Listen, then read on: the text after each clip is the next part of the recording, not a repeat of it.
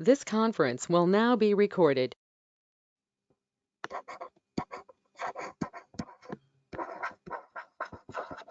Normal distribution.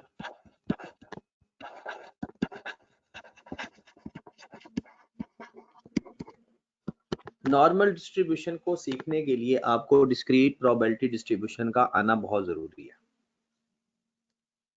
Normal distribution से पहले आप लोगों को डिस्क्रीट प्रोबेबिलिटी डिस्ट्रीब्यूशन का पता होना जरूरी है। नॉर्मल डिस्ट्रीब्यूशन के अंदर सबसे पहली बात अगर हम देखें इसके बारे में कि it is continuous probability distribution. It is continuous probability distribution. इसके बरक्स जो हमने पॉइजन, बाइनोमियल या हाइपर की बात करें, हाइपर ज्योमेट्रिक की बात करें, तो वो डिस्क्रीट प्रोबेबिलिटी डिस्ट्रीब्यूशन होता है। तो नॉर्मल डिस्ट्रीब्यूशन हमेशा कॉन्टिन्यूस प्रोबेबिलिटी डिस्ट्रीब्यूशन होता है। दूसरी बात अगर हम इसकी करें, it is limiting form of binomial probability distribution.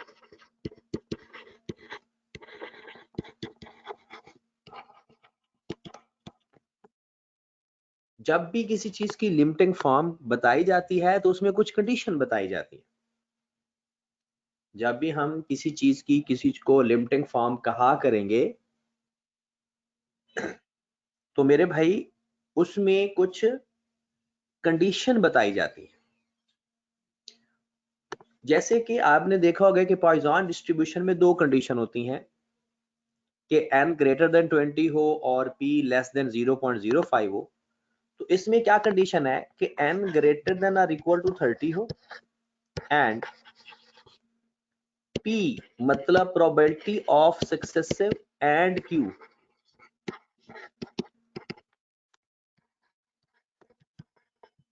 neither large nor small।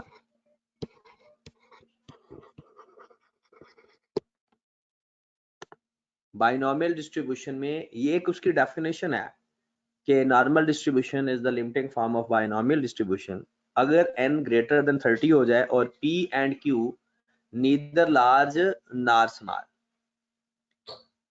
Okay होगी बात। उसके बाद अगर हम इसके पैरामीटर्स की बात करें, पैरामीटर में कुछ लोगों ने पहले भी बड़ी डिटेल में डिस्कस करने की कोशिश की है कि पैरामीटर होती क्या चीज है। पैरामीटर कहते हैं कि जिसके ऊपर कोई भी प्रोबेबिलिटी डिस्ट्रीब्यूशन बेस करती है। पैरामीटर किसे कहते हैं? जिस पर कोई भी प्रोबेबिलिटी डिस्ट्रीब्यूशन बेस करती है। हम पैरामीटर का जिक्र थोड़ा सा बाद में करते हैं, उससे पहले बाकी जो छोटी छोटी इंफॉर्मेशन है उसको कंप्लीट करते हैं। नॉर्मल डिस्ट्रीब्यूशन सिमेट्रिकल डिस्ट्रीब्यूशन होता है। Normal distribution is a symmetrical distribution, मतलब इसमें मीन बराबर होता है मीडियन के और मीडियन बराबर होता है मॉड के। नॉर्मल डिस्ट्रीब्यूशन के अंदर मीन, मीडियन एंड मॉड बराबर होते हैं। तीन बातें होंगी। पहली बात ये कॉन्टिन्यूस प्रोबेबिलिटी डिस्ट्रीब्यूशन होता है। दूसरी बात इसमें n ग्रेटर देन 30 होता है अगर बाइनोमियल फॉर्म में आए। And third one is it is a symmetrical probability distribution. और आपको पता है कि सिमेट्रिकल डिस्ट्रीब्यूशन के अंदर मीन, मीडियन, मॉड आपस में बराबर होते हैं। ओके होगी बात। सर ये थोड़ा सा ऊपर करिएगा जरा, हमें नोट करना है। तीन ही बातें अभी तक लिखी हैं। एक बात लिखी है कि normal distribution continuous probability distribution होता है और दूसरी बात लिखी है कि ये लिमिटिंग फॉर्म है बाइनोमियल डिस्ट्रीब्यूशन की अगर n ग्रेटर देन 30 हो और p ना बहुत स्मॉल हो ना बहुत ग्रेटर हो। सर लिख लिया, चले आगे।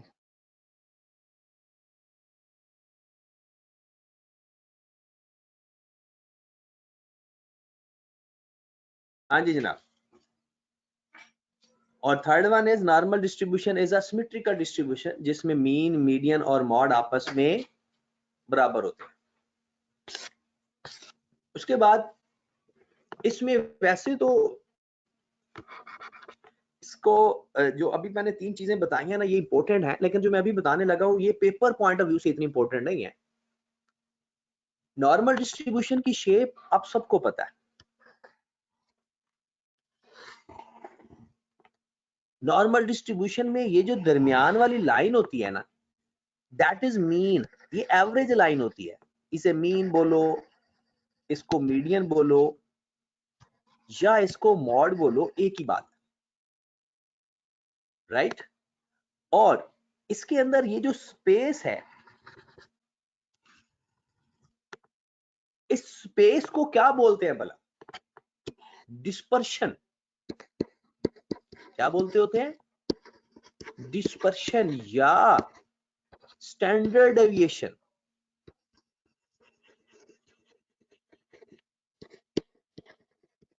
आपको पता है स्टैंडर्ड डेविएशन डिस्पर्शन की एक टाइप है, और हम बोलते हैं कि ये स्टैंडर्ड डेविएशन क्या होता है या डिस्पर्शन क्या होता है? Distance from mean of the data. इस स्टैंडर्ड डेविएशन को जी वैल्यूज भी बोला जाता है। स्टैंडर्ड डेविएशन को जी वैल्यूज, मतलब अगर आप बात कर रहे हो एवरेज के चैप्टर की तो तब इसको बोलेंगे स्टैंडर्ड डेविएशन, और अगर आप बात कर रहे हो नॉर्मल डिस्ट्रीब्यूशन की तो उसके स्टैंडर्ड डेविएशन को आप जी वैल्यूज भी कह सकते हैं। ये जो इस लाइन के लेफ्ट और राइट पे जो आपको स्पेस नजर आ रही है, जो डिस्पर्शन नजर आ रहा है, जानों की बात। और अगर हम बात करें इस मीन से लेफ्ट साइड पर 25%, तो वहां पर Q1 होगा, और अगर उसके राइट साइड पर बात करें तो वहां पर Q3 होगा। अगर इस डिस्ट्रीब्यूशन के लेफ्ट साइड पर जितना डिस्टेंस है उतना ही राइट साइड पर डिस्टेंस ले लें तो इसकी लेफ्ट साइड Q1 होगी और राइट साइड पे जो डिस्टेंस होगा वो Q3 होगा। तो आप यहां पर लिख सकते हैं upper and lower quartile of normal distribution. Upper मतलब के Q3 and lower quartile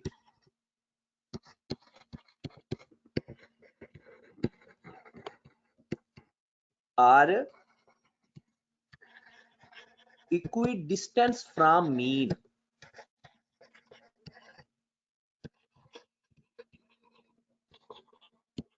equidistant from mean मतलब मीन से जितने लेफ्ट साइड पर जिस डिस्टेंस पे Q1 होगा उतने ही डिस्टेंस पे Q3 होगा। पेपर में अभी तक ये बात नहीं आई जो मैं अभी लिखने लगा हूं, पता होना चाहिए आपको। Q1 का जो फार्मूला होता है नॉर्मल डिस्ट्रीब्यूशन में, वो होता है मेरे भाई मीन माइनस 0.6745 सिग्मा। सिग्मा मतलब स्टैंडर्ड डेविएशन। और अगर Q3 को अपर क्वार्टाइल नॉर्मल डिस्ट्रीब्यूशन का पूछ ले तो म्यू प्लस 0.6745 सिग्मा। यानी अगर माइनस करेंगे एक खास डिस्टेंस तो आप लेफ्ट साइड पे चले जाएंगे, और अगर प्लस करेंगे तो आप राइट साइड पे चले जाएंगे। और अगर हम मीन की बात करें, ये जो मीन है, मीन या मीडियन या मॉड, ये बराबर होते हैं Q1 plus Q3 divided by 2। और ये बात आप पहले भी पढ़ चुके हैं सिमेट्रिकल डिस्ट्रीब्यूशन में, कि सिमेट्रिकल डिस्ट्रीब्यूशन में Q1 plus Q3 divided by 2 होता है अगर अपर एंड लोअर क्वार्टाइल गिवन हो सिमेट्रिकल डिस्ट्रीब्यूशन का। और नॉर्मल डिस्ट्रीब्यूशन भी सिमेट्रिकल डिस्ट्रीब्यूशन है। तो ये एक आपके पास एडिशनल इंफॉर्मेशन है, ठीक है। पेपर में अभी तक मेरी नजर से नहीं गुजरा, तो ये एक एडिशनल इंफॉर्मेशन है। Got it? चलें जी, जो मैं अब बातें बताने लगा हूं सारी की सारी पेपर पॉइंट ऑफ व्यू से बड़ी इंपॉर्टेंट। अभी जो हम बातें बताने लगे हैं, डिस्कस करने लगे हैं, ये बातें आपने बड़े ध्यान से सुननी है और अगर पेपर में आ जाएं तो आप लोगों ने उसको टैकल भी कर लेना है। देखिए, नॉर्मल डिस्ट्रीब्यूशन की जो ये शेप है,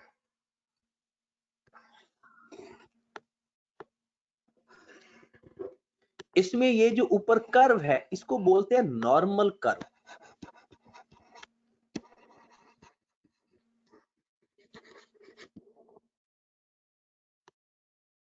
नॉर्मल डिस्ट्रीब्यूशन के ऊपर ये जो मीन के ऊपर कर्व जा रही होती है इसे बोलते हैं नॉर्मल कर्व, राइट? अब नॉर्मल कर्व में ये जो नॉर्मल कर्व है ये बेल शेप होती है, आपको नजर भी आ रही है। इसे क्या बोलते हैं? Bell shape. इसे सिमेट्रिकल भी बोलते हैं,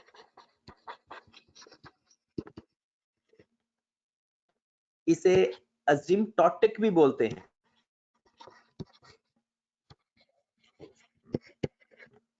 अजिम्प्टोटिक, अजिम्प्टोटिक का लफ्जी मतलब क्या है, कौन बताएगा? बेल शेप, शेप से नजर आ गया, सिमेट्रिकल भी हमें पता है, अजिम्प्टोटिक का कौन मतलब बताएगा?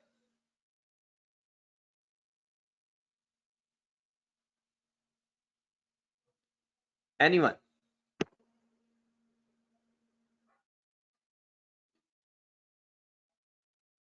अजिम्प्टोटिक का मतलब कौन बताएगा?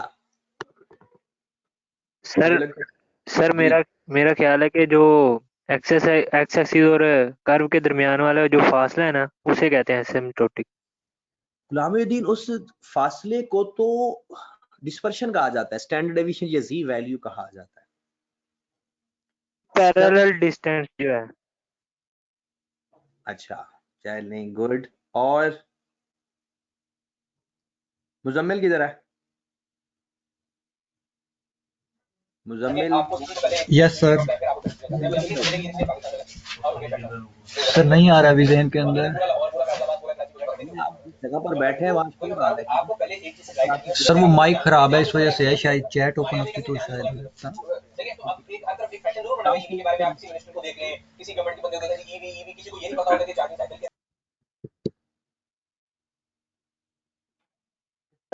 सर जो असिम्प्टोटिक है वो ये तो नहीं होता कि जहाँ पे वेरिएबल अपनी लिमिट को क्रॉस कर दे? सैद ने कहा है कि वेरिएबल अपनी लिमिट को क्रॉस कर रहे हैं। मैं सिर्फ ये जानना चाहता हूँ कि आपको थोड़ा बहुत आइडिया है या नहीं। तो सर ये अपने एक्सिस को टच नहीं करती। हाँ, ये आंसर सही लग रहा है। सर मैंने अभी ज्वाइन किया तो आप बता देंगे आप क्या पढ़ा रहे हैं? मैं नॉर्मल डिस्ट्रीब्यूशन प्रोबेबिलिटी की जो लास्ट फॉर्म है और हमारी कोशिश है कंप्लीट भी ओके करना है सर, थैंक हमने। यू। चलें जी, चलिए आप खामोश हो जाएं फिर हम बात करते हैं। अजिम्प्टोटिक का मतलब ये होता है, देखिए जरा गौर फरमाइएगा, ये जो हमारे पास ये लाइन है ना, ये लाइन, इसे बोलते हैं एक्स एक्सिस, और ये ऊपर कर्व है, ये इसके करीब से करीब होती जाएगी लेकिन कभी टच नहीं करेगी। इस खासियत को, इस फीचर को अजिम्प्टोटिक कहते हैं कि जो नॉर्मल कर्व है वो closer to closer along x axis but can never touch it. इस खासियत को अक्सर पेपर में वो ये लाइन लिख देता है कि normal curve closer to closer x axis but can never touch it, या वो कभी कह देता है कि normal curve is an asymptotic. तो अजिम्प्टोटिक का मतलब ये है, ये आप लिख लें ब्रैकेट के अंदर आगे, नॉर्मल कर्व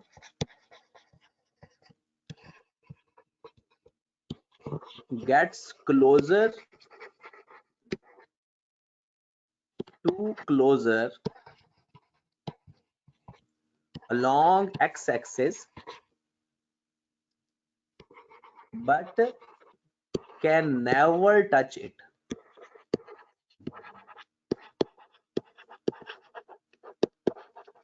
अगर सवाल के अंदर वो ये कह दे कि ये नॉर्मल कर्व एक्स एक्सिस को टच करेगी, तो वो उसके बारे में गलत बात होगी, इनकरेक्ट बात होगी। नॉर्मल कर्व कभी भी एक्स एक्सिस को टच नहीं करती। ये क्लोजर टू क्लोजर जरूर है लेकिन कैन नेवर टच इट। तो पेपर में ये 3 बातें नॉर्मल कर्व के बारे में आई हुई हैं। ये बेल शेप है, ये सिमेट्रिकल है और ये असिम्प्टोटिक है। असिम्प्टोटिक में उसने ये अंग्रेजी में जो लाइन लिखी हुई है ये बताया हुआ है। ओके होगी बात। अभी बात अगली करते हैं, नेक्स्ट इंपॉर्टेंट बात करते हैं।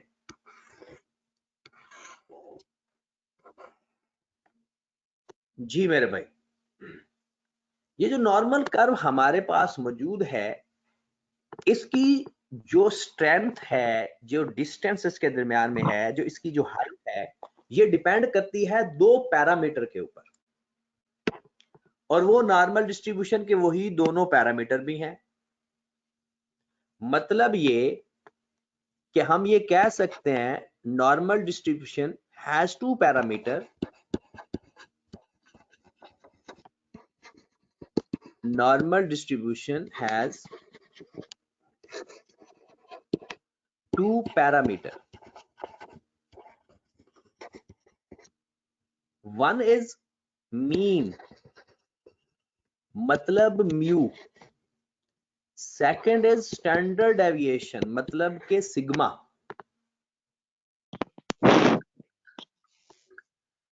मीन, इसके 2 पैरामीटर होते हैं, मीन और स्टैंडर्ड डेविएशन, म्यू और सिग्मा, या म्यू एंड सिग्मा स्क्वायर भी किसी जगह लिखा होता है। अब आप ये देखना, जरा गौर फरमाना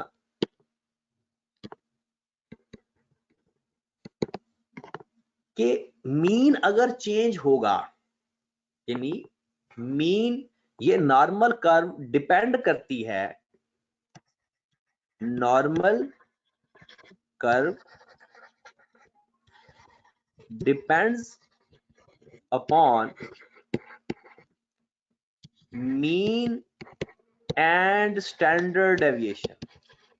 इसका मतलब क्या है कि अगर मीन चेंज होगा तो नॉर्मल कर्व में कोई मसला आएगा, और अगर स्टैंडर्ड डेविएशन चेंज होगा तो फिर भी नॉर्मल कर्व में मसला आएगा। और पेपर में ये सवाल भी आया हुआ है। अब हम उस सवाल को भी साथ डिस्कस करते हैं, और ये सवाल स्टैंडर्ड टेंडेंसी के अंदर भी हमने देखा था। तो अगर देखें, जरा गौर फरमाएं, हमारे पास नॉर्मल डिस्ट्रीब्यूशन की जो शेप है वो कुछ इस तरह से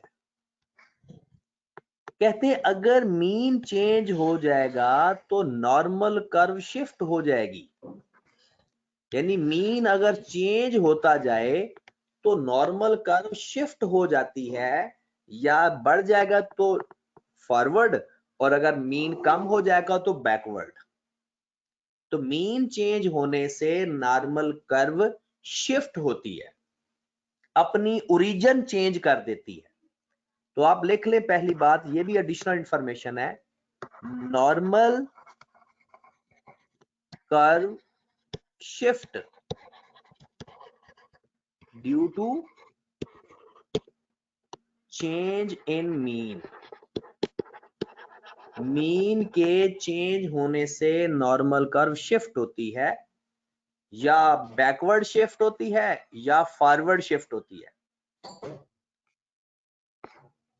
और अगर आप बात करें नॉर्मल कर्व की कुछ इस तरह से, अगर आप गौर फरमाएं, ये एक नॉर्मल कर्व है, फिर ये भी एक वही नॉर्मल कर्व है, और ये भी एक नॉर्मल कर्व है। नॉर्मल कर्व की ये जो शेप चेंज हो रही है, पहले तो नॉर्मल कर्व शिफ्ट हुई थी ना, अब नॉर्मल कर्व की शेप चेंज हो रही है। शेप चेंज होती है स्टैंडर्ड डेविएशन की वजह से।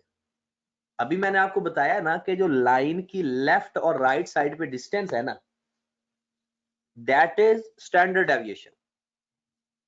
और अब नॉर्मल कर्व जो शिफ्ट होगी वो मीन की वजह से, और इसका जो स्पेस चेंज होगी, मतलब ये तो हो गया ना नॉर्मल, और ये जो शेप बहुत ही इसकी हाइट होगी, ये पीक पे चली गई है, इसकी हाई पीक है, और ये फ्लैट हो गई। ओके होगी बात। इससे स्टैंडर्ड डेविएशन चेंज होने से इस शेप पे फर्क पड़ता है। अब मुझे बताएं, पीक के केस में स्टैंडर्ड डेविएशन कम हो रहा है या ज्यादा हो रहा है, और फ्लैट के केस में स्टैंडर्ड डेविएशन कम हो रहा है या ज्यादा हो रहा है? पहले पीक के केस में बताएं। पहले पीक के केस में स्टैंडर्ड डेविएशन ज्यादा हो रहा है और फ्लैट के केस में स्टैंडर्ड डेविएशन कम हो रहा है। ओके, सर पीक के केस दूसरा में कम हो रहा है और फ्लैट के केस में ज्यादा हो रहा है।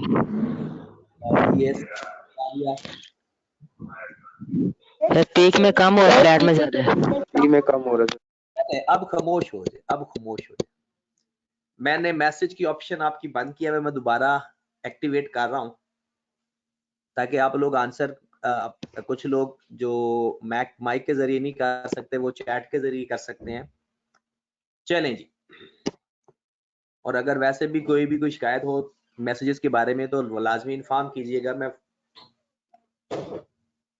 चलें जी, अब आ जाए जरा पीक के केस में। देखें, दरमियान वाली लाइन के जो फासला है वो कम हो रहा है, तो पीक के केस में स्टैंडर्ड डेविएशन पहले से कम हो रहा है, और फ्लैट के केस में दरमियान वाली लाइन से बाकी जो कर्व है उसका डिस्टेंस बढ़ रहा है। इसका मतलब है डिस्टेंस क्या चीज होती है? Standard deviation. डन होगी बात। तो अगर आप वो खुद कह दे कि जनाब नॉर्मल डिस्ट्रीब्यूशन पीक पे है, तो बताओ उसका स्टैंडर्ड डेविएशन कम हो रहा है या ज्यादा? तो हम कहेंगे कम हो रहा है। कम हो रहा है सर। और अगर ये फ्लैट होती जाएगी तो स्टैंडर्ड डेविएशन बढ़ता जाएगा। तो आप लिख लें, normal distance, normal curve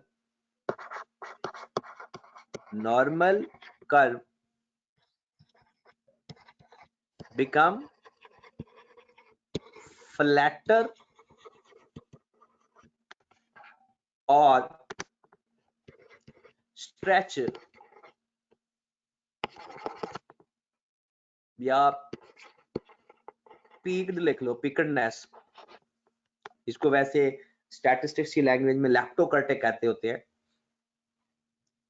flatter or peaked due to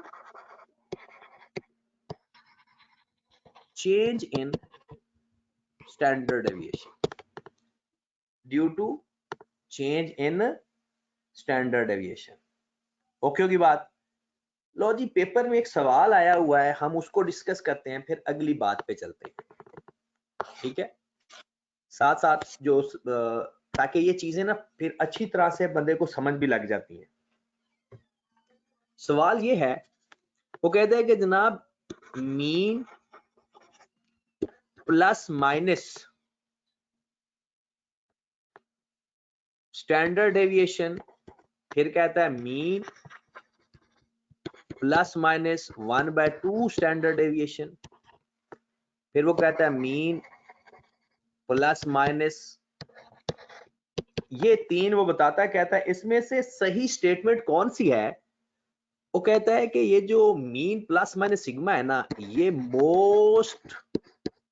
more disperse है,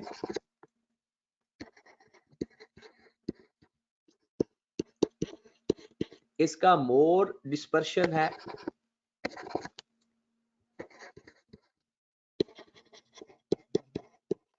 और कहता है इसका सबसे कम डिस्पर्शन है,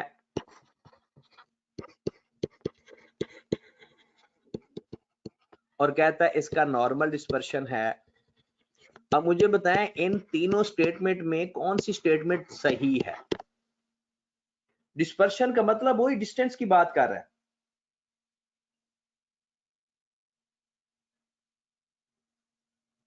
जी जनाब,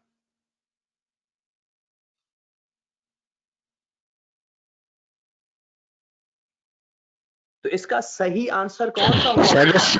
सेकंड वाला टू स्टैंडर्ड डेविएशन की डिस्पर्शन ज्यादा नहीं होगी, मोर होगी। तो इसका सेकंड वाला आंसर ठीक होगा क्योंकि इसकी मोर डिस्पर्शन 2 स्टैंडर्ड डेविएशन के साथ है और नॉर्मल डिस्पर्शन पहली थी और लेस डिस्पर्शन दरमियान में है, राइट। तो ये पेपर में तो जब हम इसका सवाल करेंगे ये उसमें लिखा हुआ है आपकी सेंट्रल टेंडेंसी की असाइनमेंट में ये सवाल मैंने छुड़वा दिया था, तो ये आपने वहां से दोबारा जाकर एक दफा देखना है। उसने जो वर्डिंग है वो थोड़ी सी और इस्तेमाल की होगी, लेकिन जो कॉन्सेप्ट है वो यही है, ठीक है। उसके बाद नेक्स्ट इंपॉर्टेंट प्रॉपर्टी और लास्ट प्रॉपर्टी नॉर्मल डिस्ट्रीब्यूशन के बारे में। वैसे तो इसकी और भी ज्यादा प्रॉपर्टीज हैं, लेकिन फिलहाल जो पेपर में सवाल आ रहा है वो नॉर्मल कर्व के बारे में पूछ लेता है, इस तरह से इसकी प्रॉपर्टी पूछ लेता है। वलीद कह रहा है कौन सा ठीक है? सेकंड ठीक है वलीद भाई, बी। वजह क्योंकि उसमें सबसे कम डिस्पर्शन थी, 1/2 स्टैंडर्ड डेविएशन था। एक में स्टैंडर्ड डेविएशन 1 था, एक में हाफ था और एक में 2 था। 2 वाला सबसे ज्यादा डिस्पर्शन होना चाहिए, 1 वाला नॉर्मल है और 1/2 वाला लेस डिस्पर्शन है। उसके बाद आगे चलते हैं मेरे भाई। ये जो हमारे पास नॉर्मल कर्व है, इसके अंदर जितना भी टोटल एरिया है ना वो 1 या 100% है। Total area under normal curve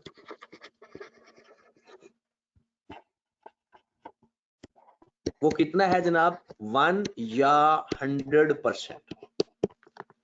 100% भी 1 नहीं हुआ, 100/100।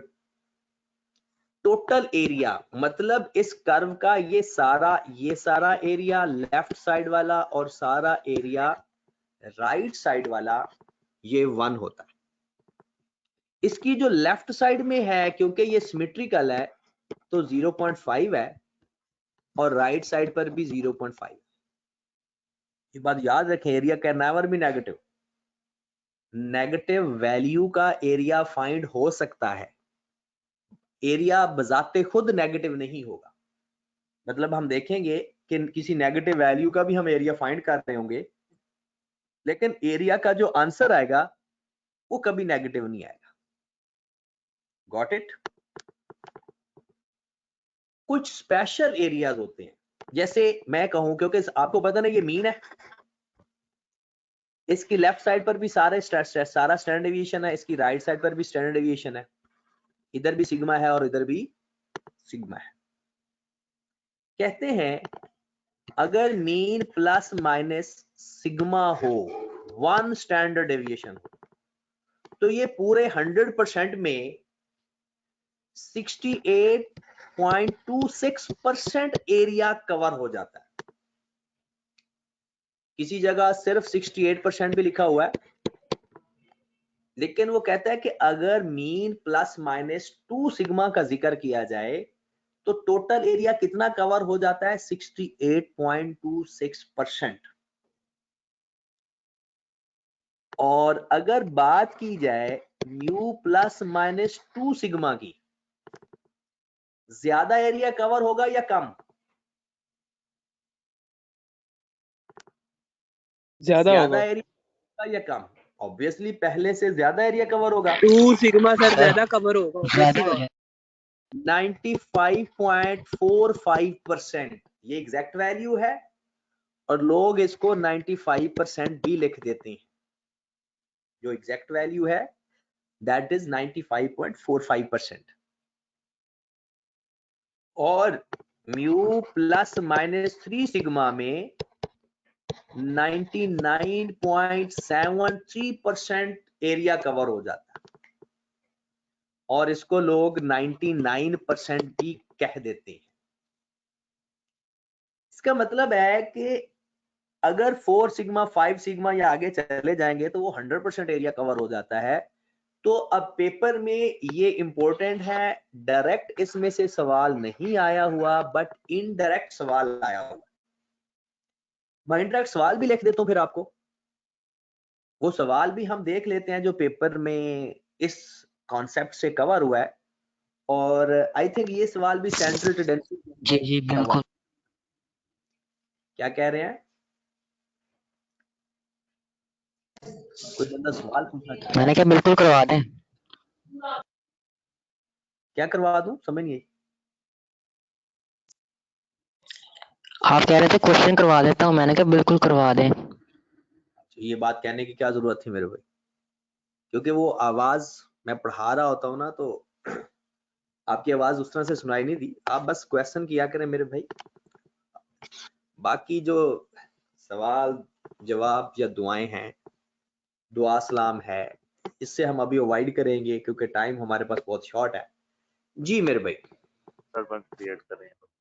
अब आप आ जाए इस क्वेश्चन के ऊपर। पेपर में सवाल कुछ इस तरह से गिवन है, आपको कुछ वैल्यूज गिवन है,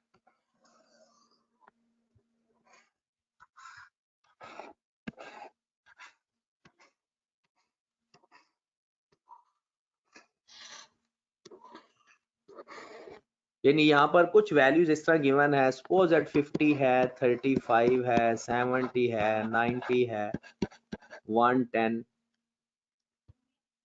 120, 140, 150, 152, 160, 190, बल्कि इसकी 10 वैल्यूज ऊपर कर ले, 10 ही नीचे कर लेते हैं,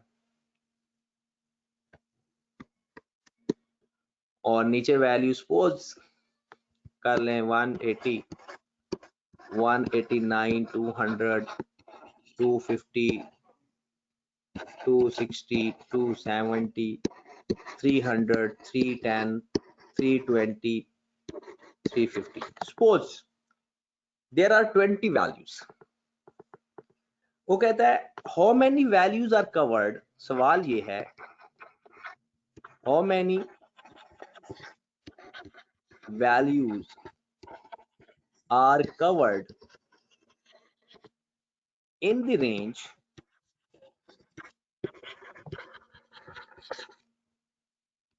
mean plus minus 2 standard deviation, या वो इसी चीज को लिख सकता है मीन प्लस माइनस 2 सिग्मा।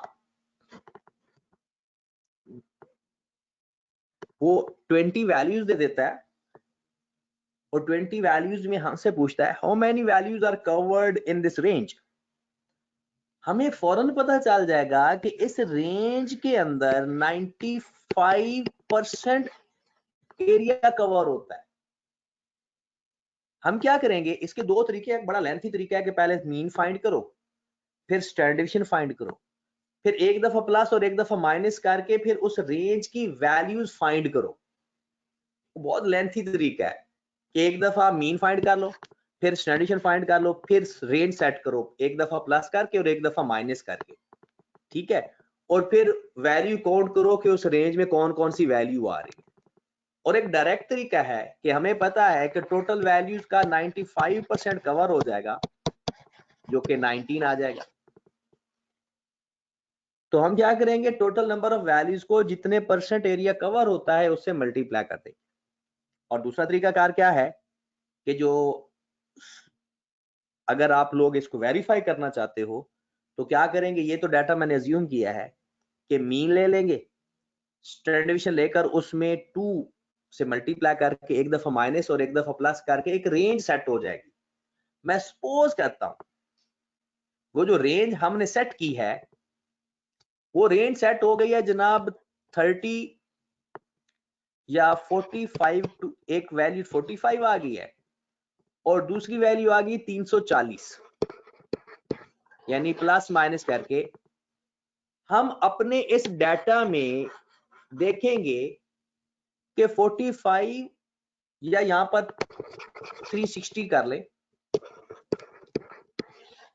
कि हमने जो रेंज सेट की है वो 45 टू 360 है।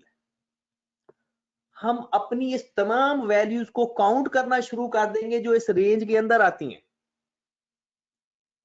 और अगर आप गौर करो 20 वैल्यू में सिर्फ ये एक वैल्यू है जो इस रेंज के बाहर है, बाकी सारी वैल्यूज इस रेंज के अंदर है। मैंने तो डाटा ये यानी ये रेंज लिखी है, अज्यूम करके लिखी है ना, तो 19 वैल्यूज इस रेंज के अंदर आ रही है। ये बहुत लेंथी तरीका है। तो हम डायरेक्ट क्या करेंगे, number of values multiplied by, अगर वो कहता है 1 सिग्मा तो 68%, अगर कहता है 2 सिग्मा तो 95%, और अगर वो कहता है 3 सिग्मा तो 99%। Got it? चले जनाब, हमारा जो थ्योरेटिकल पोर्शन है नॉर्मल डिस्ट्रीब्यूशन का वो कंप्लीट हो गया। सर ये वाला एक दफा फिर Theoretical बता दें, 45 to 360 ये क्या सर था, ये नहीं समझ आई। मैंने बताया है कि अगर आप लोग अब इस डाटा से मीन फाइंड करते हो, summation x over n, standard deviation भी फाइंड करते हो, फिर उसको 2 से मल्टीप्लाई करके एक दफा प्लस कर देते हो और एक दफा माइनस कर देते हो, ठीक है। और अगर आप माइनस करते हो तो 45 आता है, और अगर प्लस करते हो तो 360 आता है। तो आपके पास ये एक रेंज सेट हो जाएगी। आप नंबर ऑफ वैल्यूज देखेंगे कि इस रेंज के अंदर कितनी आ रही। ये एक सेकंड मेथड है, लेकिन आपने इससे नहीं करना। आपने total number of values count करनी है, उसको उस एरिया से मल्टीप्लाई सर आपने सपोज किया था ना ये, सर ये सपोज किया ना 45 और 360। किया, ये सपोज किया है। Okay sir. चलें जी, अब आ जाते हैं हम नेक्स्ट मेन सवाल पे। नॉर्मल डिस्ट्रीब्यूशन का थ्योरेटिकल पोर्शन हमारा कंप्लीट हो गया। जितनी मैंने चीजें आपको बताई हैं जस्ट इसको आपने कंसीडर करना है, और इंशाल्लाह नॉर्मल डिस्ट्रीब्यूशन से रिलेटेड अगर कोई सवाल आएगा थ्योरेटिकल तो वो हो जाएगा। अब हम चलते हैं इसके न्यूमेरिकल पोर्शन की तरफ, कि न्यूमेरिकल पोर्शन में क्या क्या चीजें पूछी जा सकती हैं। अब न्यूमेरिकल पोर्शन में सबसे पहले हम बिस्मिल्लाह करते हैं। स्टैंडर्ड नॉर्मल वेरिएबल क्या होता है? स्टैंडर्ड नॉर्मल वेरिएबल ऐसा variable, a variable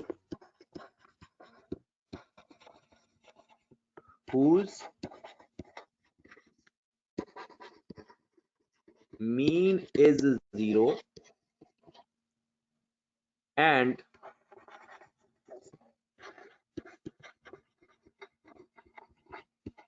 standard deviation is 1.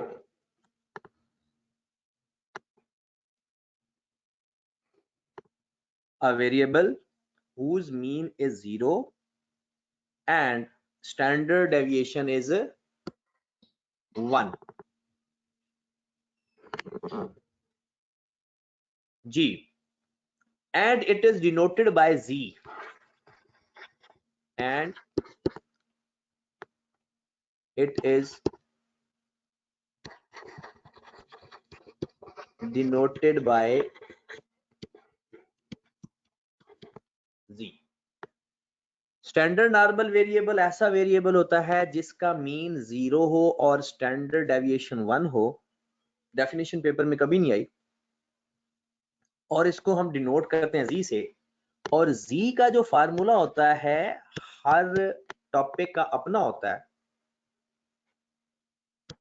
इसमें क्या होगा, x minus mu over sigma, x minus mu over sigma. Mu मतलब मीन, सिग्मा मतलब स्टैंडर्ड डेविएशन।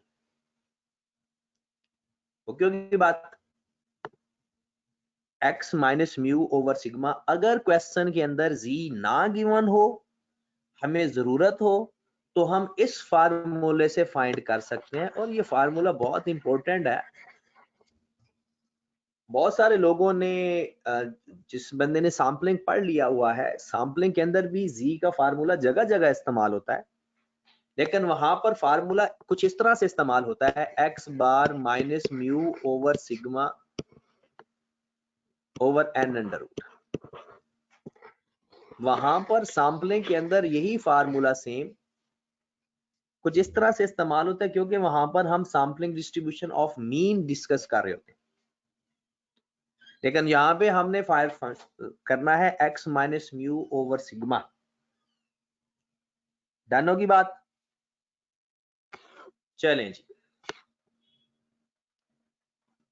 अब हम कुछ क्वेश्चन करते हैं।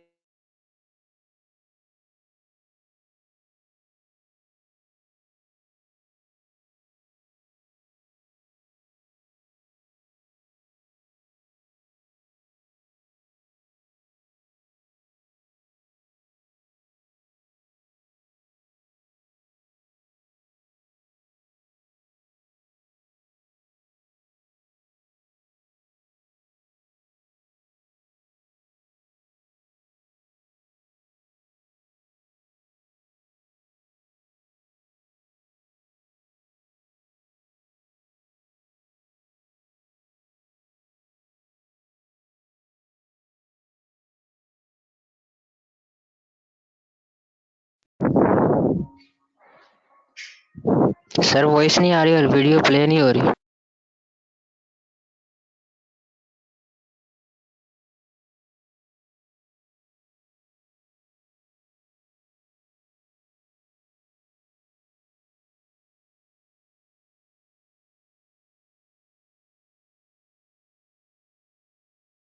सर कह रहे हैं 5 मिनट वेट कर लो।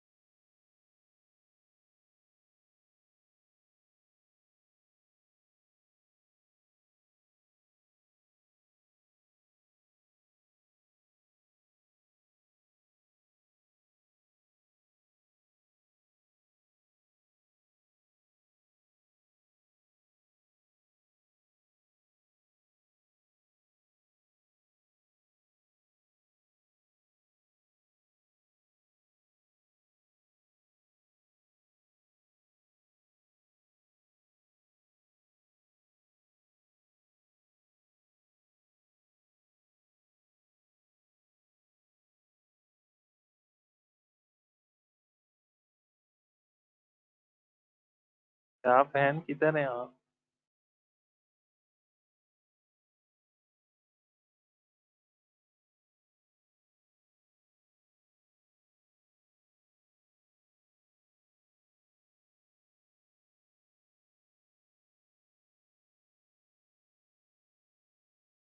स्ट्रेक बना रहा हूँ, बनानी है आपने?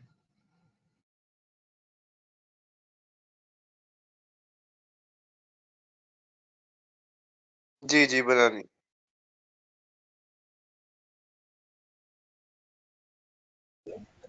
नहीं यार, कासिम भाई बैठे, बाकी क्लास भी बैठी हुई है, उनको डिस्टर्ब ना करो आप।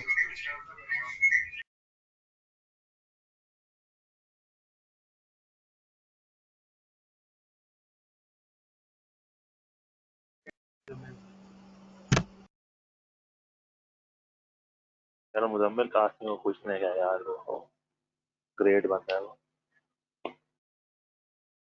अभी तो चुप थे यार आप इसीलिए। कर जाओ, क्या मसला है? क्लास रिकॉर्ड हो रही है, सर को सारा पता चल रहा है। आप कासिम को ना कुछ को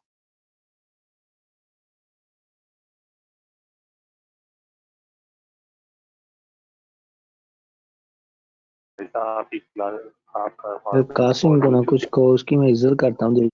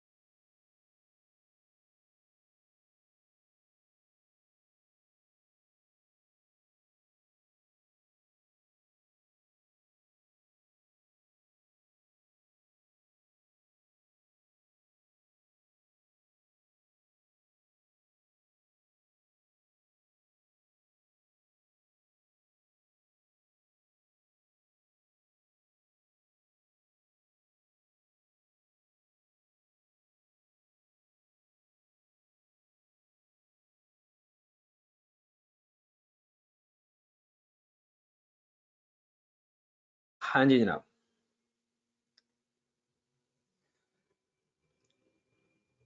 स्टैंडर्ड नॉर्मल वेरिएबल के बारे में हमने देखा।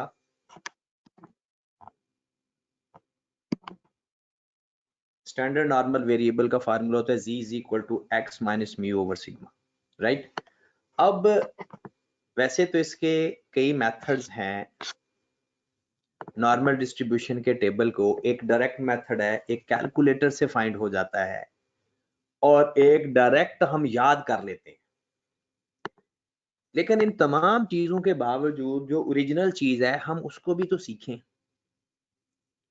तो सबसे पहले अगर क्वेश्चन के अंदर अभी जो हम प्रैक्टिस करने लगे हैं ये टेबल देखने का तरीका होगा, राइट। यानी क्वेश्चन के अंदर अगर हमें in case direct z given होगा तो हमने कैसे एरिया फाइंड करना है, और अगर इन केस हमारे पास z नहीं गिवन तो तब एरिया कैसे देखना। ठीक है जनाब, तो बिस्मिल्लाह करते हैं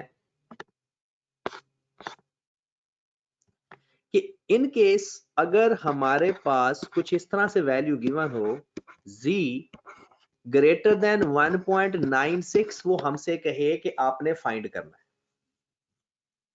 z ग्रेटर देन 1.96 वो हमसे कहे, हमने सबसे पहले तो ओरिजिनल तरीका सीखना है, फिर उसके बाद उसके शॉर्टकट सीखने। अगर वो हमसे, वैसे तो कभी नहीं कहता डायरेक्ट, वो हमेशा पहले z फाइंड करवाता है। अगर हमसे कहे कि z ग्रेटर देन 1.96 का एरिया फाइंड करें नॉर्मल डिस्ट्रीब्यूशन में, तो आपने फौरन इसकी एक नॉर्मल डिस्ट्रीब्यूशन की फिगर बनानी है। और यहां पर क्योंकि ये स्टैंडर्ड नॉर्मल है तो यहां पर मीन जो 0 होगा। आपने ये देखना है सबसे पहले कि 1.96 किस जगह फॉल करता है। नॉर्मल डिस्ट्रीब्यूशन की जो पोजीशन होती है वो हमेशा याद रखें, minus infinite two plus infinite होती है रेंज इसकी, minus infinite two plus infinite, यानी जिसका हम एरिया फाइंड कर सकते हैं, क्योंकि ये कॉन्टिन्यूस डिस्ट्रीब्यूशन है।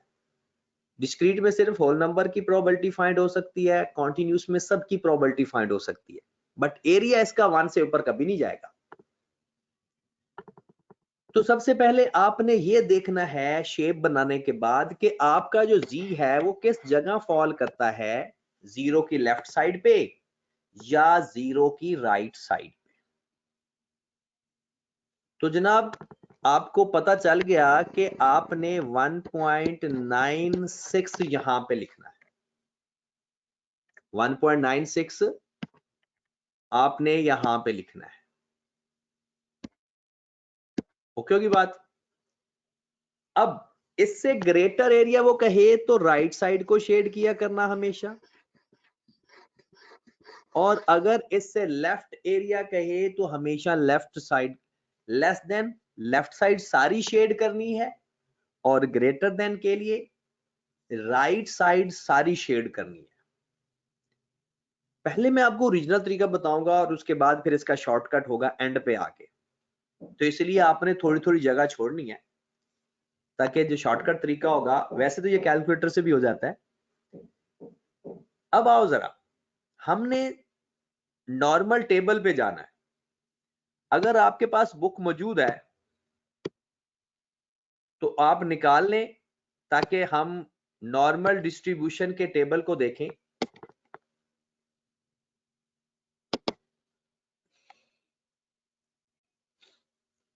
कुछ लोगों ने तो देखना शुरू भी कर दिया।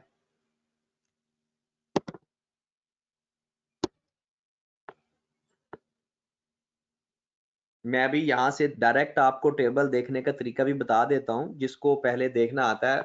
आपको पता है हमने ज्यादा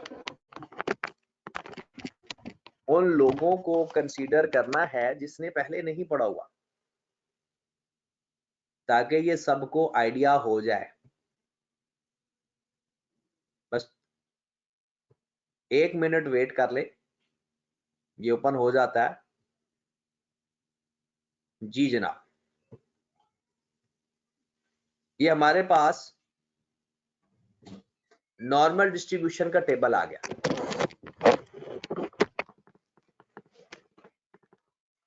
जी आपके सामने ही है। इसमें हमने 1.96 को टेबल में देखना है। तो सबसे पहले आप देखें जहां जी लिखा हुआ है वहां पर 1.9 को ढूंढें। मिल गया 1.9। फिर दूसरी साइड पर आप 6 के नीचे देखें तो आपको 0.4750 नजर आ रहा होगा। 0.4750 ये है। ये जो आपको एक छोटा सा हैंड टिप नजर आ रहा होगा अपनी स्क्रीन के ऊपर, 1.9 यहां पर है और 6 आपने ऊपर देखना है, तो ये वैल्यू बन जाती है 1.96 की। ये हमारा आंसर नहीं है, ये एरिया है। और एक बात याद रखें, जब भी आप टेबल से एरिया देखोगे वो एरिया आपको मिलेगा 0 to 1.96। कहां से कहां तक एरिया मिलेगा? 0 to 1.96। अब देखें जरा, कॉमन सेंस इस्तेमाल करनी है, रटा नहीं इस्तेमाल करना। ये एरिया हमारे पास आ गया 0.4750, 0.4750, और हमें पता है कि ये जो पूरी राइट साइड है, ये सारी राइट साइड है 0.5। अब देखें, हमें टोटल का भी पता है, हमें इस पोर्शन का भी पता है, हमें चाहिए शेडेड रीजन। कैसे फाइंड करेंगे? टोटल में से जो एरिया हमारे पास अवेलेबल है वो माइनस कर देंगे, हमारे पास शेडेड एरिया बच जाएगा। एक बात याद रखनी है, टेबल से जो एरिया मिलता है वो हमेशा इस लाइन और जो लाइन आप ड्रॉ करते हो उसके दरमियान वाला होता है। आपने चाहे फाइंड करना हो तो भी वही है, और अगर फाइंड ना करना हो तो टेबल से एरिया वही मिलेगा, फ्रॉम जीरो टू लाइन। उसके आगे हमारी कॉमन सेंस है, हमें पता है कि राइट साइड पूरी 0.5 होती है, उसमें से हमें कुछ एरिया मिल गया, बाकी हम उसका डिफरेंस ले लेंगे। तो जनाब आंसर हमारे पास आ गया 0.5 में से माइनस कर देंगे 0.4750, तो हमारे पास आ गया कितना आंसर आ गया 0.0250। ये हमारा आंसर आ गया। डन होगी बात। अब जरा और भी एक चीज देखें, मैं साथ साथ आपको बताता जाता हूं। अगर आपने एक प्रोबेबिलिटी का आंसर फाइंड करना हो, हमेशा या 0.5 में प्लस होता है या 0.5 में से माइनस होता है। अगर z की एक वैल्यू हो, या 0.5 में प्लस हुआ करेगा या 0.5 में से माइनस हुआ करेगा। अगर z की दो वैल्यूज आएंगी वो तब बात करेंगे। फिर मैं आपको यह भी बता देता हूं कि प्लस कब होता है और माइनस कब होता है। अगर शेडेड रीजन जो आपने शेड किया हुआ है ये दरमियान वाली लाइन के किसी एक साइड पर हो तो माइनस, क्योंकि थोड़ा एरिया होता है, और अगर लाइन के दो साइड पर होगा तो प्लस। ये है शॉर्टकट, ताकि डायरेक्ट हम काम कर लें।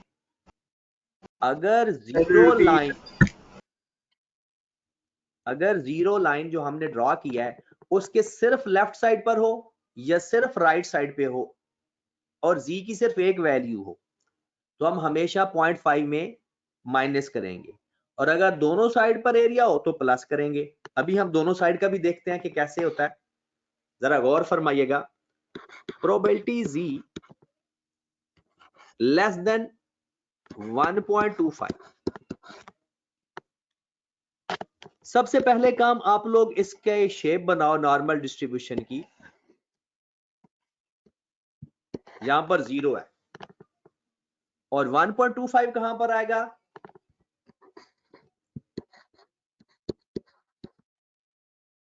और अब आप लोग शेड करो, लेफ्ट लेस देन है तो लेफ्ट साइड सारी शेड करेंगे, और अगर ग्रेटर देन होगा तो राइट साइड सारी शेड करेंगे।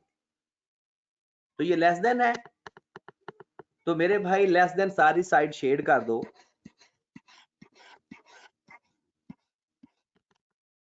आप मुझे ये बताएं कि इसका एरिया 0.5 में प्लस होगा या माइनस होगा? शेड दोनों साइड पर आ रहा है, मतलब दूसरे प्लस होगा। एरिया जो है वो मोर देन 50% शेड हुआ है। अगर एरिया आधे से ज्यादा शेड हो तो 0.5 प्लस करते हैं, और आधे से कम शेड हो तो 0.5 माइनस करेंगे। लेकिन इस बात की निशानी जरूरी है कि z की सिर्फ एक वैल्यू हो। अगर z की दो वैल्यूज होगी तो फिर वहां पर भी देखेंगे, फिलहाल z की एक वैल्यू। तो हम क्या करेंगे, 0.5 में प्लस कर देंगे 1.25 का एरिया टेबल में देख के। आप लोगों ने ये टिप देखनी है, क्योंकि वो लिखने के लिए वो ऐप प्रॉब्लम कर रही है। 1.2 नजर आ रहा है जहां पर ये हैंड की टिप नजर आ रही है आपको स्क्रीन पे? 1.2 को और इधर देखेंगे 5 में 0.3944, 1.25 पे कितना आ रहा है 0.3944, 0.3944, तो हमारे पास आ गया 0.8944। डन होगी बात। तो एक सवाल मैं आपसे कहता हूं वो आप करें जरा, प्रोबेबिलिटी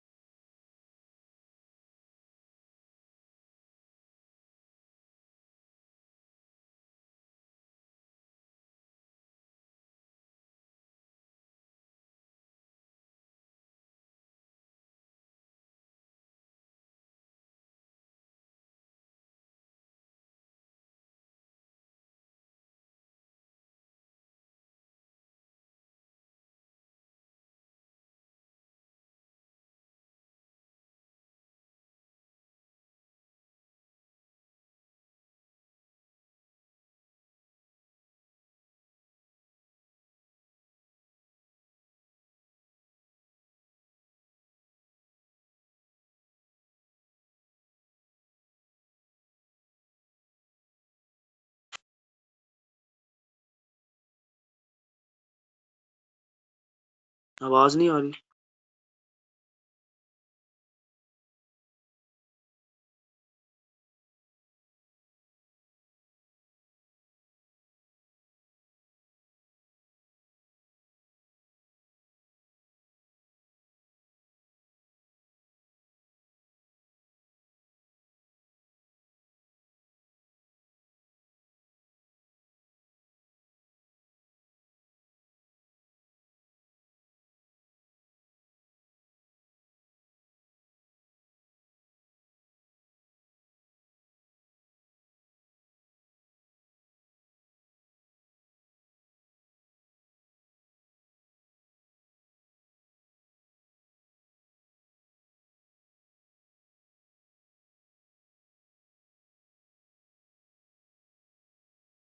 दोनों के लिए सेम बनाएंगे, उस नेगेटिव के लिए भी वही, राइट।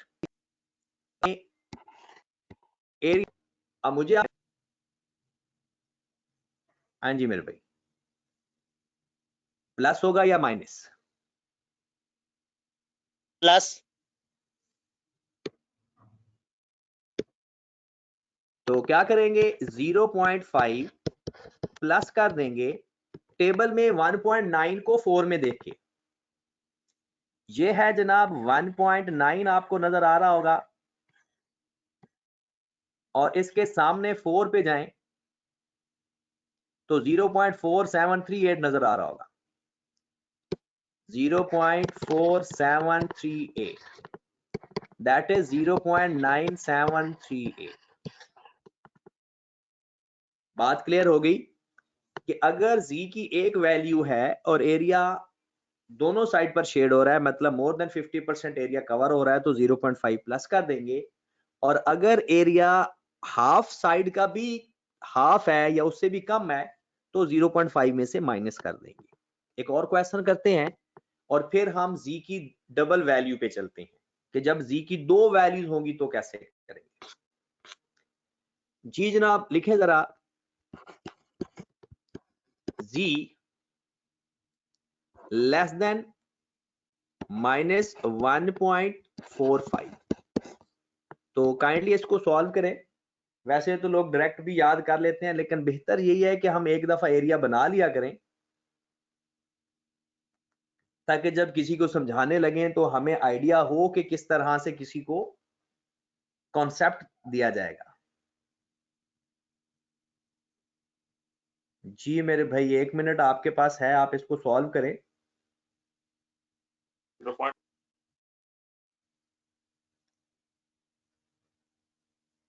ओके 0.0735 आंसर मिल रहा है मुझे।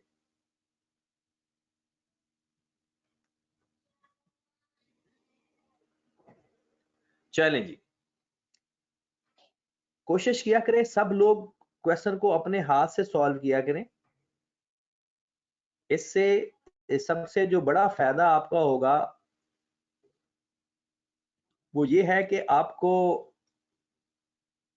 पेपर में कोई प्रॉब्लम नहीं आएगा। जी मेरे भाई, वैल्यू थी -1.45 और इससे लेस एरिया मतलब के लेफ्ट साइड, लेस एरिया मतलब के लेफ्ट साइड। हमें फौरन पता चल गया ये तो पूरा हाफ भी नहीं है, पूरा हाफ भी नहीं है, तो ये 0.5 में प्लस होगा या माइनस होगा? 0.5 में से माइनस होगा। और माइनस क्या होगा? 1.4 को 5 में देख लेंगे, 1.4 को 5 में देख लेंगे। तो आ जाए जरा, ये हमारे पास 1.4 है और ये हमारे पास 5 है। 0.4265, 0.4265 ओके होगी बात? तो 0.0735 ये हमारा आंसर आया। डन होगी बात? आगे चलते हैं जनाब। अब हम चलते हैं दो वैल्यूज के ऊपर। अगर जी की दो वैल्यूज हो तो कैसे सॉल्व करते हैं? एक वैल्यू तो हमें पता चल गई कि हम पहले शेड करेंगे, वो वैल्यू लाइन लिखने के बाद अगर लेस देन है तो लेफ्ट साइड सारी शेड करनी है, और अगर राइट साइड पर है, ग्रेटर देन का साइन है, तो उस लाइन की राइट साइड सारी शेड करनी है, कंप्लीट। फिर देखेंगे कि अगर जो एरिया शेडेड है मोर देन 50% है, मतलब दोनों साइड पे जा रहा है, तो 0.5 में प्लस करेंगे, और अगर किसी एक ही साइड पर है और वो भी उसका कुछ पार्ट है तो 0.5 में से माइनस कर देंगे। अब आ जाते हैं जी की दो वैल्यूज के ऊपर। सपोज दैट इसकी भी मैं 4 सिचुएशन बनाऊंगा। मेरे पास है जनाब 1.15 लेस देन जी लेस देन 1.96। एक बात याद रखें, जब जी की दो वैल्यूज आए तो इसका मतलब होता है बिटवीन, मतलब इन दो लाइंस या इन दो वैल्यूज के दरमियान में एरिया। अगर एक वैल्यू हो तो लेफ्ट लेस देन या राइट ग्रेटर देन सारा एरिया होता है, और अगर आपको दो लाइंस बताई हूं, जी की दो वैल्यूज बताई हूं, इसका मतलब होता है इन बिटवीन टू वैल्यूज। और अगर दो वैल्यूज हो तो इसमें 0.5 का रोल ही नहीं रहता, 0.5 खत्म हो जाता है, क्योंकि दो वैल्यूज है वो आपस में ही प्लस माइनस हो जाएंगी। अब जरा गौर फरमाइएगा, सपोज दैट मेरे पास 1.15 सपोज करते हैं, एक शख्स का बहुत प्यारा मैसेज मिला है कि सर अगर less than or equal to लिखा हो या less than or equal to ना लिखा हो। एक बात याद रखें मेरे प्यारे भाई, नॉर्मल डिस्ट्रीब्यूशन के अंदर इससे कोई फर्क नहीं पड़ता। डिस्क्रीट में फर्क पड़ता है, लेस देन का मतलब और less than or equal to का मतलब, लेकिन कॉन्टिन्यूस के अंदर, नॉर्मल डिस्ट्रीब्यूशन के अंदर आप परेशान ना हो, कोई फर्क नहीं पड़ता। ठीक है, आप सिंपल एरिया फाइंड किया करें। इसके दरमियान में जब भी दो लाइंस बताई हूं, हमें चाहिए होता है इन बिटवीन एरिया। फिर वही देखेंगे, अगर इस शेप की दोनों साइड पर एरिया हो तो दोनों एरिया को फाइंड करके प्लस कर देना, और अगर किसी भी एक साइड पर हो, लेफ्ट साइड पे या राइट साइड पे, दोनों एरियाज आपस में माइनस कर दो, बड़े एरिया में से छोटा एरिया माइनस कर दो। दोबारा सुनिएगा, अगर z की एक वैल्यू हो तो अब तो 0.5 का काम करना है, अगर z की दो वैल्यूज हो वो दोनों फाइंड कर लो, अगर लाइन के किसी लेफ्ट या राइट किसी एक साइड पर है तो माइनस कर दो, दोनों साइड पर है तो प्लस कर दो, लेकिन उसका एरिया फाइंड करके। तो जनाब चलते हैं, एरिया फाइंड करते हैं 1.96 का और उसमें से माइनस कर देंगे एरिया 1.15 का। तो 1.96 का एरिया तो हमें पहले ही फाइंड किया था 0.4750 सर 0.1001 और अब फाइंड कर लेते 0.15 का। 0.15 ये 0.1 है या ये हैंड टिप नजर आ रही है आपको, और यहां पर आपको 5 नजर आ रहा है 0.3749 0.37। ये पता चल गया कि जब दो वैल्यूज होंगी तो उसमें 0.5 का कोई चक्कर नहीं होता और एक वैल्यू होगी तो 0.5 से ये सॉल्व होगा। इनको आपस में माइनस करें तो कितना आंसर आता है? रिपीट कर दें क्या रिपीट करना है मेरे भाई? सर, ये जिस माइनस किया मेरे को समझ इसकी नहीं आई। अच्छा, माइनस करने का मतलब ये है कि जब आपको देखा है कि आपने ये दोनों लाइन है ना, ये सिर्फ लेफ्ट साइड पर आ रही है, राइट साइड पर आ रही है। अगर ये दोनों लाइन लेफ्ट साइड पे हूं या दोनों ही लाइन राइट साइड पे हूं, किसी एक साइड पर हूं, तो दोनों का एरिया आपस में माइनस करेंगे बिटवीन के लिए, और अगर दोनों साइड पर होंगी तो प्लस करेंगे। अभी एक मैं सवाल लिखवाने लगा हूं आपको, आपने वो खुद करना है। एरिया बताना है जनाब आपने 1.94, बल्कि माइनस लिखें 1.94 और प्लस लिखें 2.15। जल्दी से मुझे इसका एरिया फाइंड करके दे। कुछ लोग 0.989 कह रहे हैं, एरिया तो 0.1001 आ रहा है पिछले सवाल का, रीचेक करें।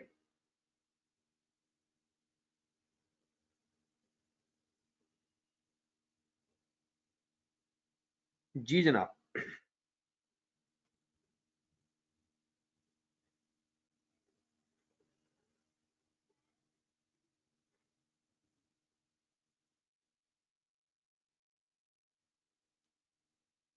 जीरो 0.958 कुछ लोग आंसर दे रहे हैं।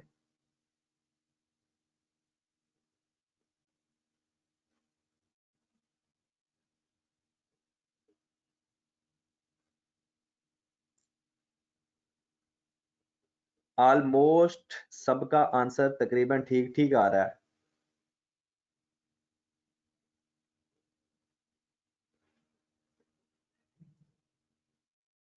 चले देख लेते हैं।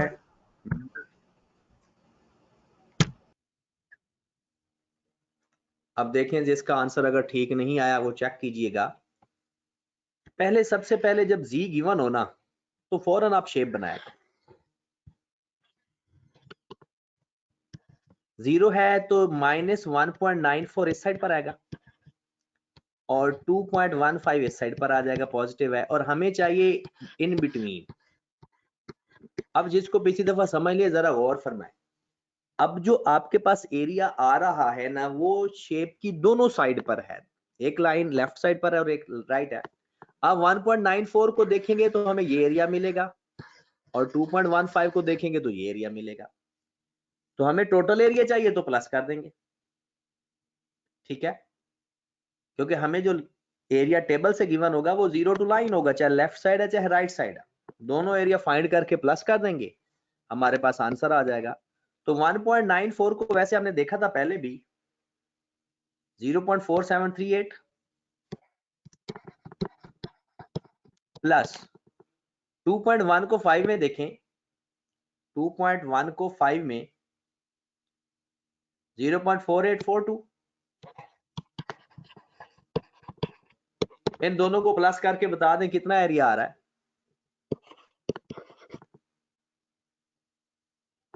आपने 0.958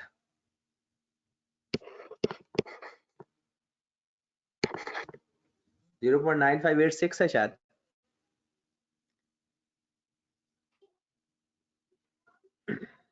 जी जनाब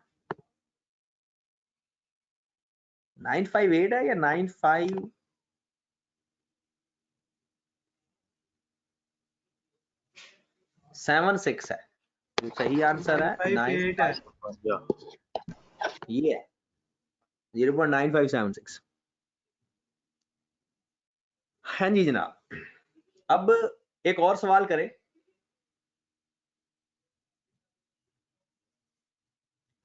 अभी हमने सिर्फ एरिया बनाना सीखा, उसके बाद फौरन हम चलते हैं जो पेपर में सवाल आते हैं।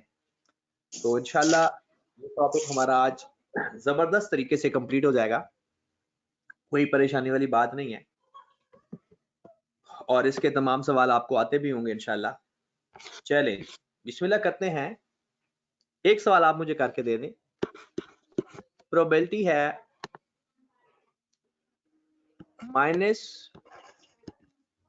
-2.18 less than z less then -1.45। जल्दी से मुझे इसका एरिया फाइंड करके दे दें।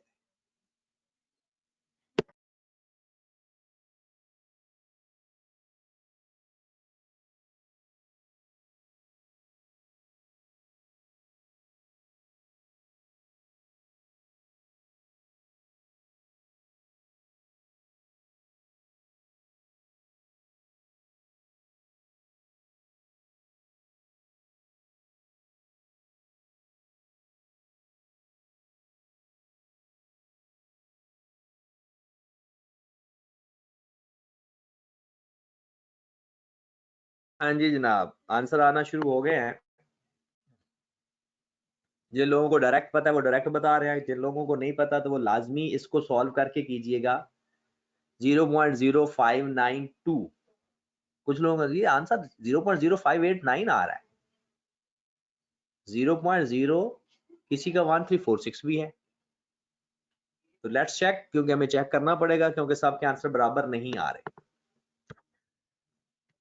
एक बात तो याद रखनी है, area can never be negative.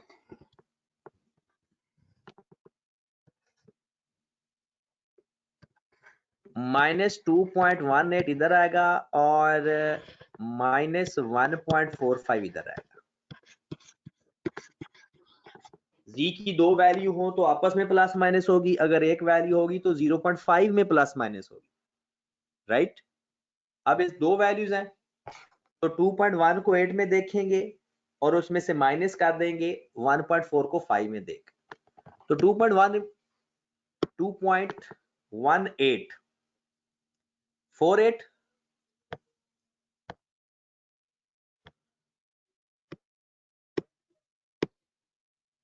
2.1 को 8 में देखा 0.4854 4854 माइनस 1.4 को 5 में देखें 1.4 को 5 में 0.4265 4265। अब इन दोनों को माइनस करें तो कितना आंसर आ रहा है? इन दोनों को आपस में माइनस करके बताएं कि आंसर आपका कितना आ रहा है। 0.0589। जिन लोगों का आंसर डिफरेंट आ रहा है वो ऐसा क्यों है कि अभी भी आंसर चेंज आ रहा है? जी जनाब, ये था जी को टेबल में देखने का तरीका। अब हम चलते हैं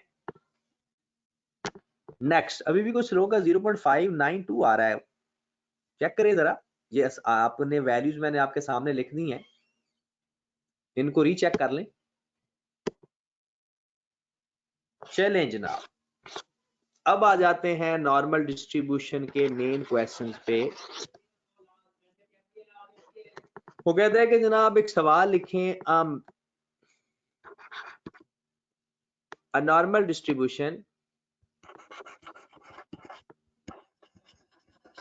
a normal distribution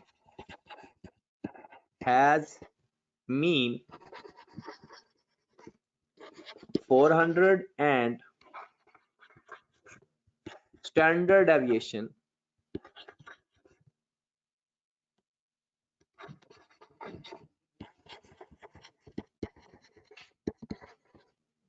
is 10।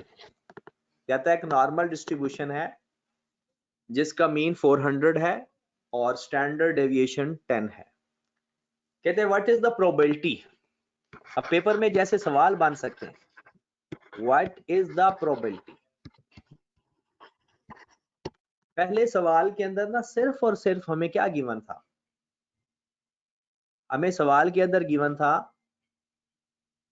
कि जी गिवन था, हम उसको टेबल में देखते थे। अब उसने मीन भी दे दिया, हमें स्टैंडर्ड डेविएशन भी दे दिया, और हमसे सवाल पूछ रहा है कि what is the probability number 1 more than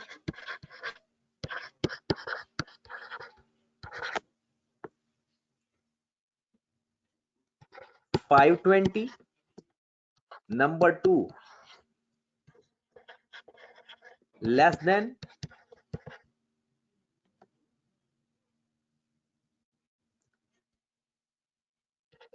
$640, number 3 between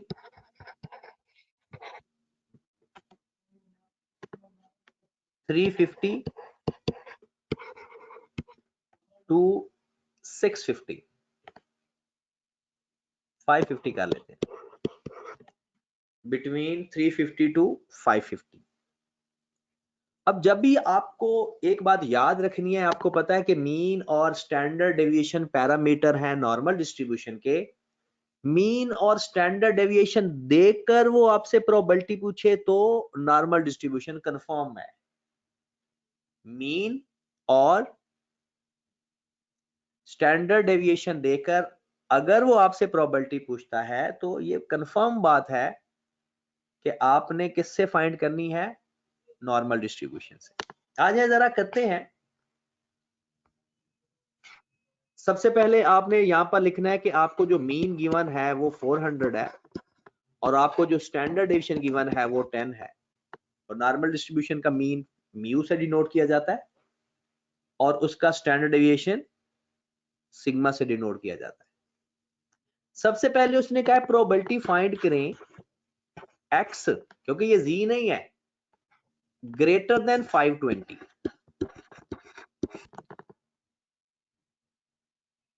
अगर सवाल के अंदर वो जिस तरह जिसने उसका मीन और स्टैंडर्ड देकर प्रोबेबिलिटी पूछेगा तो वो x होगा, वो z नहीं होगा। तो सबसे पहले हमने x को z में कन्वर्ट किया करना है।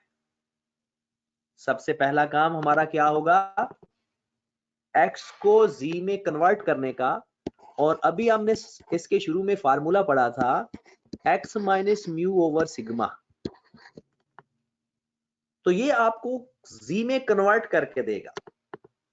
अच्छा ये 12 आ रहा है, हमने वैल्यू ज्यादा ले लिया है क्योंकि 12 का टेबल नहीं है। आप लोग ऐसा करो 520 की बजाय 420 करो, 520 की बजाय 420 कर लो, और यहां पर भी फिर 440 कर लो, ताकि z का टेबल क्योंकि 3 पॉइंट समथिंग से ज्यादा नहीं होता, तो यहां पर 450 कर लो। जहां जहां 5 है ना वहां 454 कर दो बस। तो हमारे पास z आ जाएगा जनाब 420 माइनस 400 डिवाइडेड बाय 10। z हमारे पास 2 आ गया। आपने इसको एज इट इज यही लिखना है, probability z greater than 2। x given होगा, पहले उसको z के फार्मूले में पुट करके z में कन्वर्ट करेंगे। आगे वही काम है हमारा, बिल्कुल आगे कोई चेंज नहीं है, आगे रास्ता आसान है। 2 है और 2 से हमें ग्रेटर एरिया चाहिए, 2 से हमें एरिया ग्रेटर चाहिए। मुझे बताओ z की एक वैल्यू या 2 वैल्यूज हैं? अगर z की एक वैल्यू हो तो 0.5 के साथ डील करना है, दो वैल्यूज हो तो दोनों वैल्यूज आपस में डील होती हैं। तो 0.5 में माइनस कर देंगे। 2 को देखने का क्या तरीका होगा, 2.0 को 0 में देखेंगे, 2.0 को 0 में देखेंगे, दैट इज 4.772, 0.4772। तो आंसर इज 0.0228 या 22.8%, सॉरी 2.28% बनेगा, 2.28% या 0.0228। Got it. अगला सवाल देखते हैं फिर। अगला सवाल उसने कहा है कि जनाब लेस देन 440, लेस देन 440। 440 से भी मेरे ख्याल में जी का आंसर 3.9 से ऊपर चला जाता है। हमारे पास टेबल कहां तक है, 3.5 तक है। वैसे तो अगर आ जाए तो वो टोटल 0, अगर 3.5 से बड़ा आ जाए ना तो 0.5 ही होता है। अगर इन केस हमारे पास अगर इन केस आ भी जाता है तो वो हमेशा 0.5 से बड़ा होता है। तो इसकी वैल्यू फिलहाल क्योंकि पेपर में आज तक ऐसा आया नहीं, तो इसकी वैल्यू चेंज कर लें इन सब की, ताकि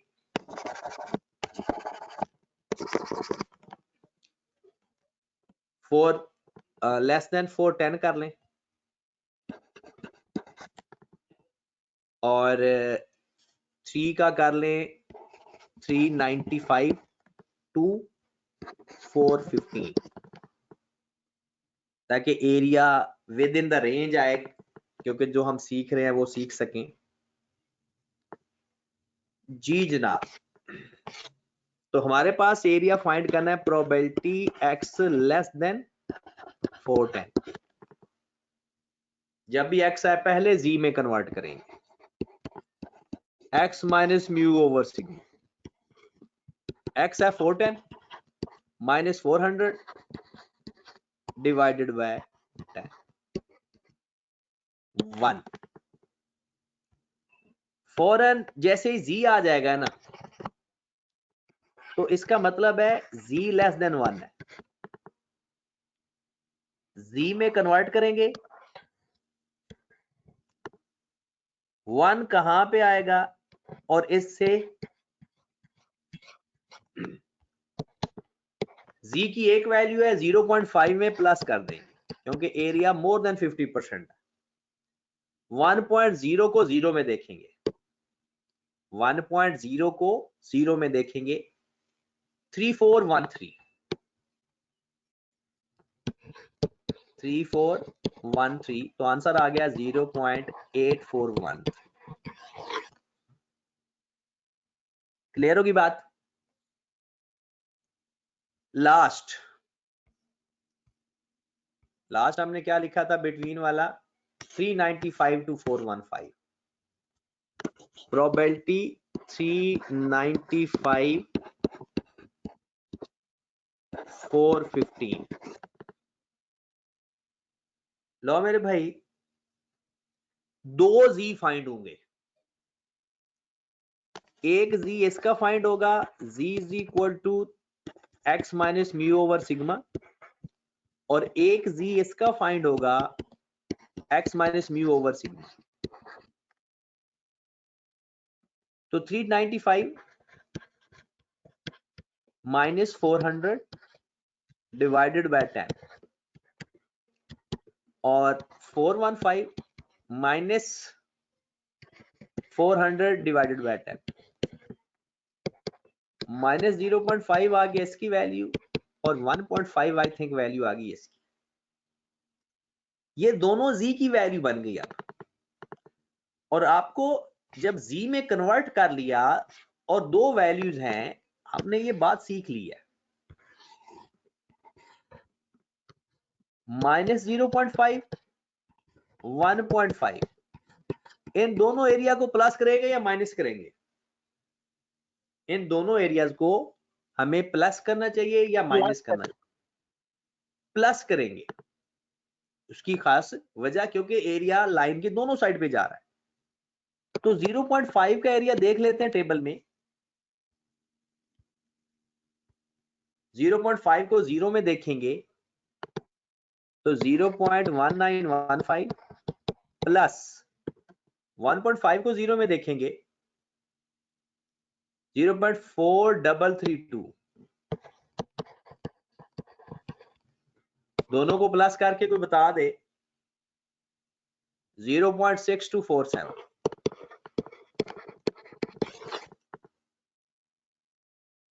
हाँ जी मेरे भाई, क्लियर होगी बात ये? तो नॉर्मल डिस्ट्रीब्यूशन का जो 2 फेजेस रह गए हैं, पहले हम नमाज के बाद इसकी प्रैक्टिस करते हैं, 2-4 सवाल करते हैं, फिर उसके बाद हम चले जाएंगे इसके इनवर्स टेबल के ऊपर। इनवर्स टेबल इतना ज्यादा मुश्किल नहीं होता क्योंकि इनवर्स टेबल 90% क्वेश्चन के अंदर सारी वैल्यूज गिवन होती हैं। और एक सवाल हमारा होगा कि जब क्वेश्चन है जी पूछें सर, आपने शुरू में लिखाया था कि normal distribution limiting form of binomial distribution है। बिल्कुल दिखाया था। तो सर कैसे? ये नमाज के बाद करते हैं, ठीक है? चले ये सवाल बल्कि ये टॉपिक है हमारा नॉर्मल अप्रोक्सीमेशन। तो इंशाल्लाह आप नमाज पढ़ो तो 5:30 बजे दोबारा क्लास शुरू करते हैं। आप रेस्ट भी करो, थोड़ा सा फ्रेश भी हो जाओ, नमाज भी पढ़ लो और फिर इंशाल्लाह 5 बजे से 5:30 बजे स्टार्ट करते हैं। ओके जी, अल्लाह हाफिज।